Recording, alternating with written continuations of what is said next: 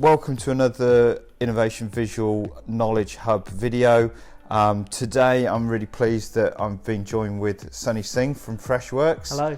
Hi. So today we're going to chat about things digital marketing, especially relating to the SaaS space, and get your take on where things are. So thanks very much for joining us. First things first, can you just give us a quick introduction? What's your role at Freshworks? So firstly, happy to be here. I'm the field marketing manager for UK and Ireland, and I handle one of our products, which is Freshservice, which is an ITSM product. ITSM? So have to acronym. We've got to play an acronym bingo IT game. service management. So Okay. it's a service desk essentially, but can be used for a lot of other use cases. Okay. And how long have you been doing that role now? So it will be 2 years as of this month. Wow. Yeah. Okay. Yeah. So that time's flown by. Yeah. And before that, you were in SaaS software as well before. So you've got quite a background in SaaS now. Well, I was at my previous role for 3 years. So almost 5 years in tech has been pretty interesting. Excellent. So it's also worth mentioning, Sonny, that you've come in with your dog. Yeah. Do you want to introduce your dog today? This is Chase, and for anybody who has kids, Chase was named after the character from Paw Patrol, which is a kids' television show about dogs. Excellent. So those people that might not know Freshworks, can you just give us a bit of background as to Freshworks, the company? Yeah, so Freshworks were formerly known as Freshdesk, and most people would have heard for Freshdesk in the tech space. And Freshdesk is a customer engagement platform, started in 2010. Since then, they've developed to an organization that has multiple different products on offer. All of them, of course, being named with the word fresh at the start. So, of course, we've got Freshdesk, and we've also got Freshservice, which is a ITSM/service desk platform. We have Fresh Chat, which is a chatbot. We have Fresh Marketer, which is coming out soon, which is, of course, a marketing automation platform. Fresh Sales, which... Let me guess, does that do something for sales? Well, exactly. And then we've got, Fresh Release, which is like a software deployment platform, and on we go. So we're building almost the vision of Freshwork is to build a 360-degree view so a business can see the entire customer or employee journey, and all these products are created so they integrate with each other really well, seamlessly, giving that seamless end user experience. Great. Okay. And so started in 2010. You're a pretty big company now. What's your sort of scale in terms of employees? Well, I don't know the exact. When I started, we were about 2,000, but I think we've gone above the 3,000 mark globally now. Wow. And we've added, since I've joined, a number of different offices, especially within Europe. And we've got a new office in San Mateo, which we're officially headquartered from. And of course, we have a huge sort of research and development and technology hub in Chennai, which is sort of the Indian Silicon Valley. Yeah, great stuff. Sonny, in your role, you work across different elements of marketing. How have you seen the changes in what you've been doing over the course of 2020 in terms of your marketing? Well, 2020 has been quite a disruptive year actually for us. Traditionally, we would be very events focused, of course, bringing in the entire marketing mix, supporting events with digital, with print, with sometimes direct mail, and email, of course. But as 2020 struck, we had our marketing plan was in the bin, and we had to sit there and reevaluate entire marketing plan. Digital has been our biggest sort of channel over 2020. A lot of the events, channels, and the time we're spending on engaging with our prospects and clients are through online events, virtual summits, and so on and so forth. Okay. So you did a lot with events in 2019, including the Freshworks Roadshow, which in fact we did some work with you on that, which was great. So you had to pivot away from those. And did you go exclusively to online events? Well, we were sort of listening to what the market was saying. We were looking at and listening to event vendors. We were trying to figure out. I was actually in Cuba when I was actually annoyingly checking my email saying our biggest event for the year is being postponed at that point. This was March. Right. We had a look at what the market was doing, and we followed that trend. If the general market, the events industry, were not doing events, we decided it would be best that we don't continue either. Yeah. And then we made a shift to doing online events. Luckily, we were in Q1. We were working on a campaign which was called Experience IT, and it was a IT documentary. Luckily, that was already online, so we had some momentum to carry through from Q1 to Q2. Okay. And that was our big thing for that quarter to help us. So we weren't sitting there recreating something online. It was almost already there. We just extended it. Okay. So could you tell people watching a bit more about that Q1 online action that you were already taking? So it was essentially, well, we looked at doing an online event. Frankly, online events, there are so many out there. It's really hard to cut through the noise and be different and unique because there's an existing format there already. So we thought instead of just doing an online event, we would actually repurpose that content that we would deliver, but in the format of an actual documentary. So we looked at documentaries on Netflix, we looked at Amazon Prime, and we thought we could create this, and we did. And it was such a unique and exciting take into delivering content. We almost went from the angle of, well, look at how people consume content in their personal lives. Yeah. Why don't we create that? And I think that's the way businesses are going.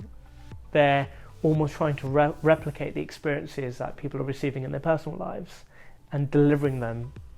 So consumer grade or consumer focused marketing, but designed for B2B scenarios. Exactly. Okay, interesting. Yeah, and it worked. It went down really well. It was engaging, entertaining, and you're essentially delivering, which could be mundane, boring content in an exciting way. Yeah. You know, and of course that's to the individual, but we were trying to engage as many people as we could. So without giving away any commercially sensitive information, it had a good ROI then, that project? Yes, it had a good ROI, yeah. Okay. And then what about the promotion of that content? How did you do that, the documentary content? So it was a combination of, we have a large sales force and a lot of personnel. So a colleague of mine introduced the concept of social selling. So we use a social selling platform called Sociable. And Sociable allows us to put up official Freshworks content and for our sales team to share that content on their personal social media accounts. Yeah. So LinkedIn, Twitter. I don't think we use Instagram. I think we found that wasn't working for us. But so that was one avenue. So the organically trying to generate a buzz. Use your people to generate of course, a buzz. But it just makes it easier. All they need to do is just click share. Yep. Instead of retyping a caption, making sure they've got the right hashtags, etc. Yep. We've done that work for them, and also we're able to track. If a salesperson X was to share something on their LinkedIn personally, I can't track how many people have engaged with them. I'd have to go and ask them. But on this platform, we can track, which is a great benefit to see, which adds a great benefit. So we can see actually what results are we receiving. Okay. And the other side of it was paid digital advertising, and that was through LinkedIn and Google. We tried to experiment the way we engage people on LinkedIn. So we used a combination of ads, in-mails, and I think we have been beta testing conversational ads on LinkedIn. Yep. which is so far we've been having a lot of success with. Yeah. Okay, that's great. We'll put that tool that you mentioned in the comments below the video, because that'd be something that people would be interested in. It's really cool. Okay, so with the change of what you were doing, and you had something underway in Q1 that you could repurpose, have you got any tips for people as to how you would recommend they go about changing a marketing plan that's been thrown in the bin, as you put it? So I would say look at what people are doing around you. That's one thing. Not to sort of copy or imitate, but just to learn. If people said, well, if somebody said, oh, actually, I'm going to go ahead with my event, and it was a failure because of course the current environment, don't go down that avenue. Yeah. If they're direct mailing and it was a failure, don't go down that avenue, because of course people are working from home and not in their offices. Step back, just reevaluate your whole plan, figure out what you can physically do, because people are working remotely and there are challenges in place. It's easier sitting around a table and having a conversation, coming up with an idea. When you're remotely, we found it has been a challenge trying to work with people in remote areas, and a 5-minute conversation now turns into a half an hour Zoom call, so it's time consuming. Step back, make sure whatever you are doing, almost try, test and evaluate. So make incremental changes to your plan. Do not create a plan for the entire year and thinking this is what's going to happen and this is what I'm going to do. We're almost planning on a quarterly basis, and then we're breaking it down on a month. So at the end of each month, we're going, okay, this is what we had planned for the quarter. Are we still going ahead with this? And what's happening with us is our model and our plan is shifting from month to month. For example, I was planning on hosting an event at the end of November where we were filming people in person. The UK will be going into a lockdown. I can't do that anymore. So I've had a conversation on Monday, and we're changing the model to a fully virtual event. So just don't commit to an entire plan. Just make sure you have the freedom to make incremental improvements and changes. Okay, so agility would be the word. Okay. In this agility of changing what you're doing, how important has it been having the multitude of resources that you can call upon within Freshworks? So Freshworks has some absolutely fantastic people across the globe. And we have people who are very specific and experts within their roles, which adds a lot of value and benefit. And there is a culture of working together towards a single goal, which helps when it's tough, when things change last minute. Sometimes you do need support from someone who's in a time zone who should have finished, but the culture is, and people do put in the time and effort to help you out, which is amazing. We've reached out to external vendors and partners who have helped us, and that's video agencies and digital agencies and designers. We have a design team in Chennai, but we now use a local agency to help get things done quicker. So I think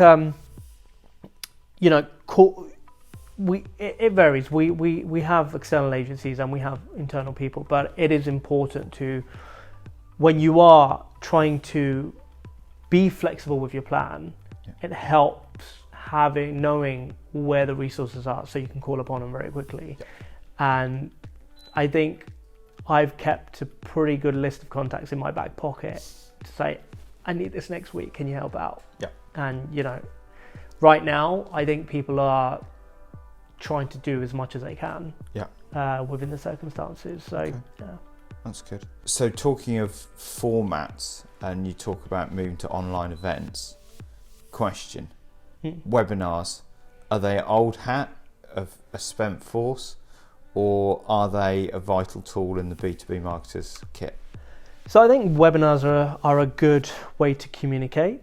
I think if you want to get something like a demo across to a certain audience, but I think there is so much content out there and so many webinars, and everybody's trying to engage online with some sort of event. It's really hard to cut through the noise. And we looked at webinars and thought, our competitors are doing the same thing. How do we stand out, especially during this time? So luckily with Freshworks, they arm us with a safety net of being as creative as you like.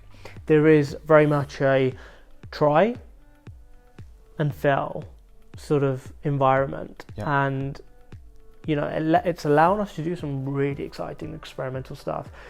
The roadshow was an example of that. We bought a 1960s van and drove it to 11 cities across Europe in 4 weeks, but we did it in such a cool way. The Experience IT there again. And I think if you're going to do webinars, I think just make sure it serves its purpose for that audience. If you're engaging with customers, I think webinars are fine. But if you're trying to engage with prospects and you're trying to engage with someone who may not know who you are, you need to offer, I feel, a unique perspective and just rethink what you're trying to deliver.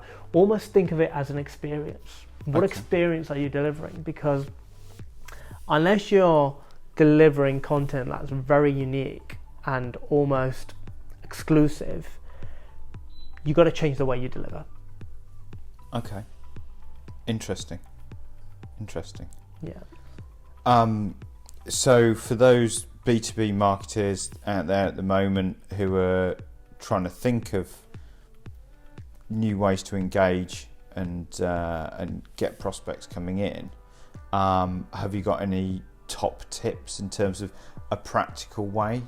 So the way I do it may not work for everybody, but I look at things that engage me in my personal life. How would I like to, what do I enjoy watching? What do I enjoy reading? And almost deliver your content in that same way. An example being, everybody knows I'm a big fan of Formula One. I think everybody in my company certainly knows. I, for example, followed Red Bull racing team quite a lot, and I looked at their Instagram account, and I looked at their social media account. I looked at the way they deliver video content, and I looked at how they use it, and I aspire to deliver that same quality of content. Yeah. B2B marketing is the same way as communicating everyday things in your life. And I feel like we need to get out this rut, or it needs to be a guide. It needs to be sort of a tip sheet. These are great assets. Or it needs to be a webinar, for example. Change it up. Short, small film, a video. Make it engaging. Make it exciting. Yeah. If you're exciting for your customers, it'll be exciting for your employees. When we were filming Experience IT, our team was super engaged, super excited.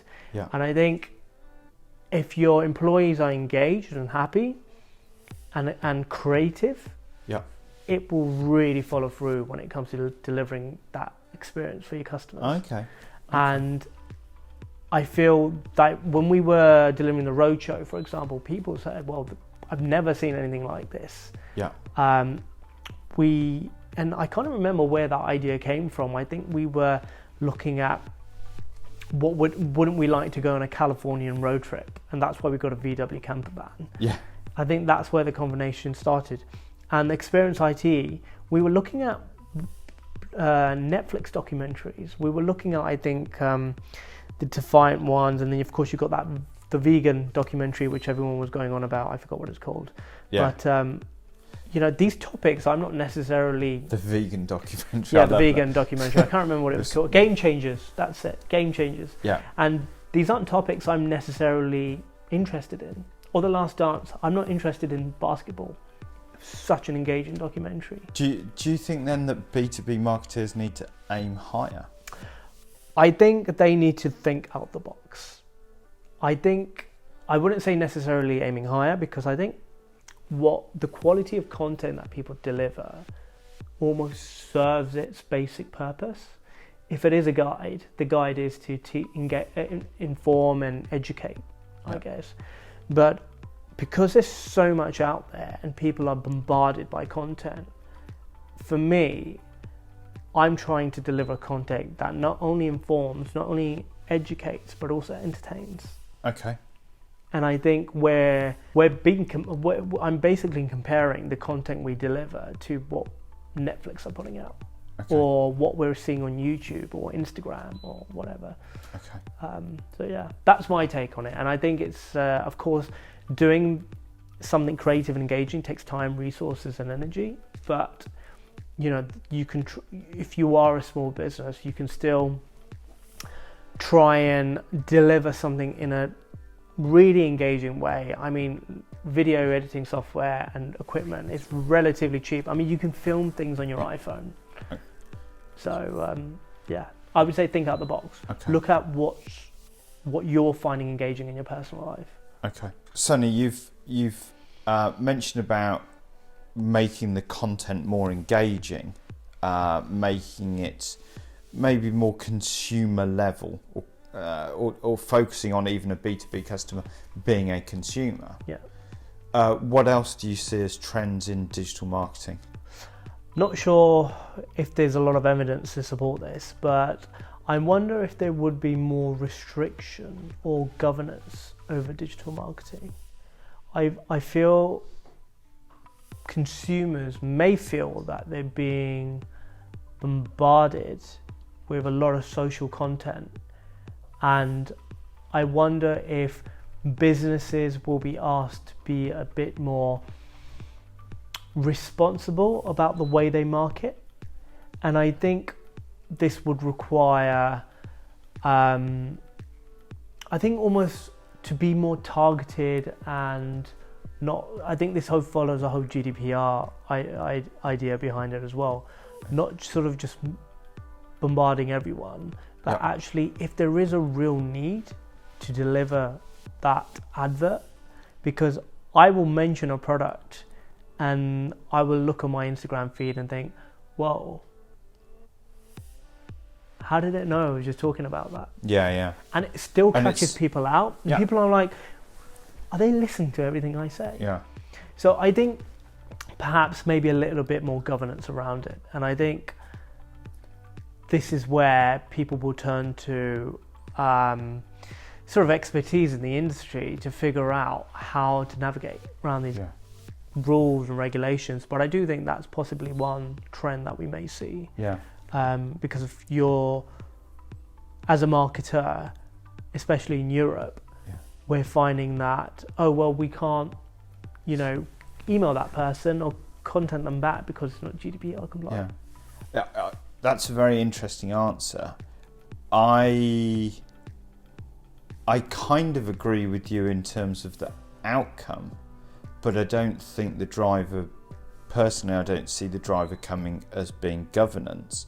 I see it being consumer pressure in terms of what you're saying about this too creepy, I don't want to get all these messages being bombarded and you follow me around. I actually think that the pushback will come from people saying I don't want this, and I actually think that the opportunity for a B2B marketeer probably comes back to what you were saying about making better, more exciting, engaging content becomes a reason to engage. Yeah. Because if you're putting out great content, I'll allow you to do that. If you're just spamming me with countless display messages and social messages which are boring, I'll object to that. Yeah, I completely agree. Yeah, I think that will be a big trend. I think we as marketers, we need to be a little bit more targeted, a bit more intelligent, and probably think a little bit more carefully about what digital marketing we're pushing out.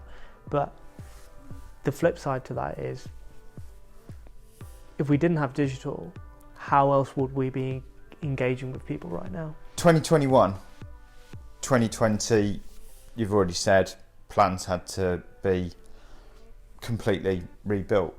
What are you thinking for 2021 from the viewpoint of your marketing approach at Freshworks, without giving anything away to your competitors? Well, we would have hoped we could be back at events, in-person physical events, but at this stage it seems unlikely. So I think what we will do is build a strong, very well integrated digital/online events plan.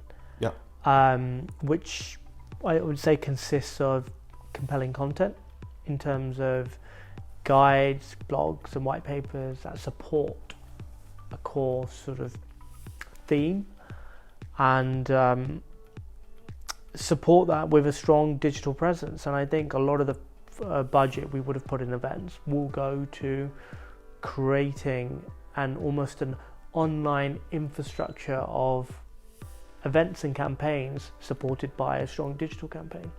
Okay. Yeah. What would you say to those B2B marketeers who perhaps have historically spent a lot of money on physical events? What would you say they should be thinking about doing with that budget for 2021? So I would say step back and just rethink the events you had planned. Speak to these vendors to see if they are moving to an online model.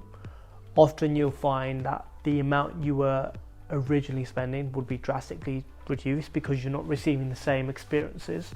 You're not spending money on print, for example, or a booth. Yeah. So you are saving huge amounts. We found that some of the in-person events that we were doing that have now moved to digital actually have a better ROI and better performance now that they have moved to a virtual format, which has been good. But you know your target audience best, you know who you want to reach best, and invest it into a strong digital plan. Look at things like paid ads, and look at your look at paid search, and make sure your website is organic, because that's going to be the big driver. Invest in a strong social presence on social media platforms and LinkedIn, because these are, historically it would be a great sign on a door and a big window so people can pop in, but actually your shop front is online. Yeah. So make sure that's sparkly and clean and looking at its best. Okay, that's good advice.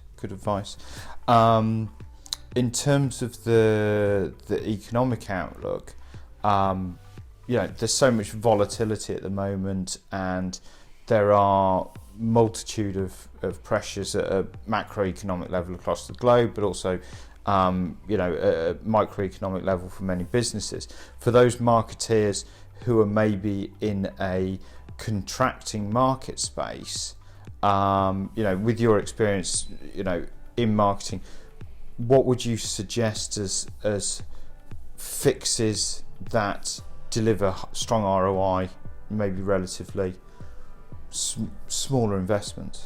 I think if you have a technology product, for example, whatever it is you offer, see if there's a market that you perhaps didn't look at. So an example being Fresh Service, our product is an IT service desk. Actually, turns out there are a lot of marketing teams that used it to have their teams log a ticket for requesting something from marketing, or facilities. First of all, look at what you offer and see if it can fit another use case and you can hit another market. You never know, it could work. That's good advice. Yeah, we made a lot of discoveries in this, and you wouldn't know until you were pushed into trying it out yourself. Yeah. Run focus groups. Figure out with your customers and prospects what problems are they facing. Why is their industry declining? Travel, for example, we sat with travel and looked at their problems and issues and to see if we could help with not just one product, but perhaps some of our other products. So run those focus groups, not and not with customers and just prospects, but influencers within your space. Look at trends. See if you can spot a shift or a change in the industry. Maybe if you're a travel company, maybe the big trend of instead of pushing passengers, you could be pushing cargo. Look at Amazon and home deliveries. Yeah. So I would say just step back, look at the market, but don't have a tunnel vision just to your industry. As a marketer, what you want is research and information and making decisions based on that research and information. Yeah. So conduct that research. Okay. Interesting.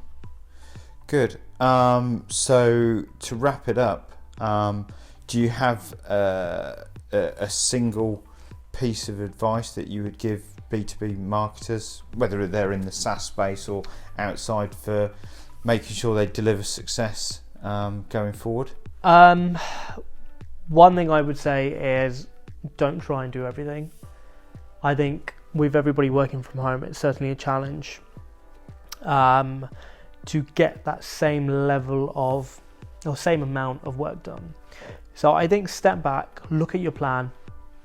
Don't think that just because something worked pre-COVID, it would work now. Look at what you're doing, look at the results, analyze, and evaluate. If it's not working, scrap it. Start from the drawing board. It's better for you to do one thing right than 4 things wrong, basically. That would be my biggest advice, and just make sure you have the freedom to step back and look at what you're doing. That sounds like good advice. Great. Well, I really appreciate your time today. It's Thank you. Really it's good been a chatting and unbelievably well behaved dogs, although I believe Chase is currently dreaming at the moment. Yeah. There we go. So yes, thank you so much for coming in. It's Thanks, been Tim. lovely to see you, and see you next time.